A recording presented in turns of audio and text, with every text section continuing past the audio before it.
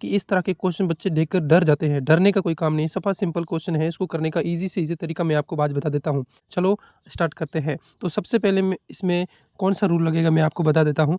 इसमें हमेशा याद रखना बोर्ड मास का रूल लगेगा, BODMAS ये रूल लगेगा। ये था बी फॉर ब्रैकेट, फिर ऑफ, ओ फॉर ऑफ होता है, फिर डी फॉर डिवीज़न होता है, एम फॉर मल्टीप्लिकेशन होता है, A for addition, S for subtraction होता है। मतलब कि इसमें ब्रैकेट पहले सॉल्व करना होता है, फिर यहाँ पर भाग करना होता है, फिर गुणा करनी होती है, फिर जोड़ करनी होती है, फिर हमें बाकी करनी होती है। तो सबसे पहले हम इनको और इनको छोड़ देंगे। ब्रैकेट के अंदर वाला जो पहले है, पहले उसको सॉल्व कर देंगे। तो हम इनको जैसा है वैसा ही लिख देते हैं। चलो ठीक है, तो हम इसको एक बार दोबारा वापस जैसा है ऐसा लिख देते हैं।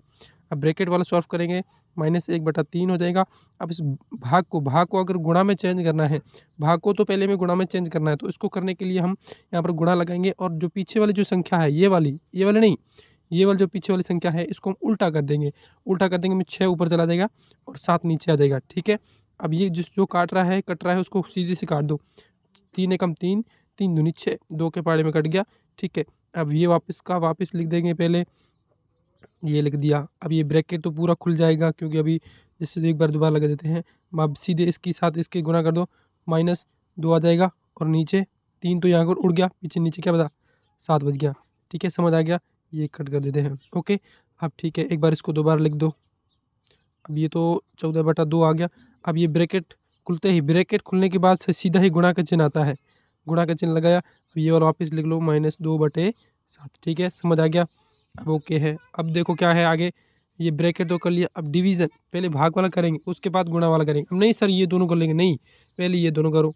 चलो ठीक है, इनको कर लेते हैं।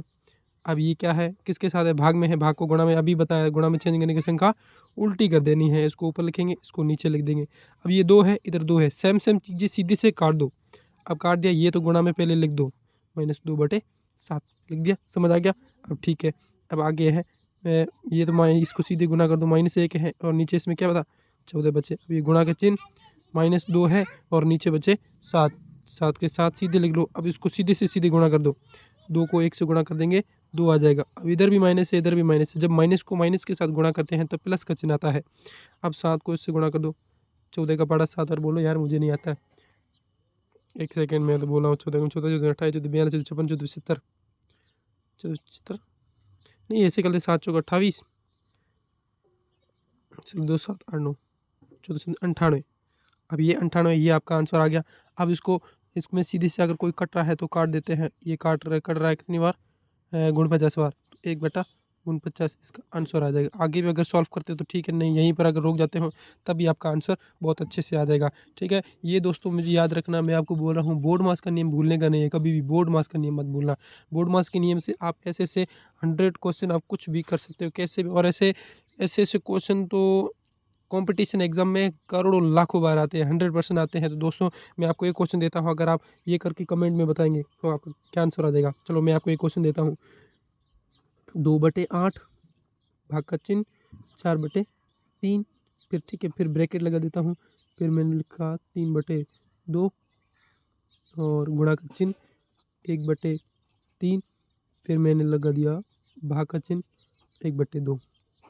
ये अगर कोई बच्चा कर दे जाएगा तो मैं मानूँगा कि उस बच्चे ने अच्छे से किया है, वीडियो अच्छे से देखा। अगर आपको ये नहीं समझ आ रहा है तो एक बार दोबारा इस वीडियो को अच्छे से देख लेना, बोर्ड मास नियम कैसे रूल लगता है। अगर आपको फिर भी नहीं समझ आता है तो कमेंट में बताइए, मैं अगला वीडियो बनाकर इस क्वेश्चन को सॉल्व कर दूँगा, ठीक है, अगले वीडियो में। Okay, bye.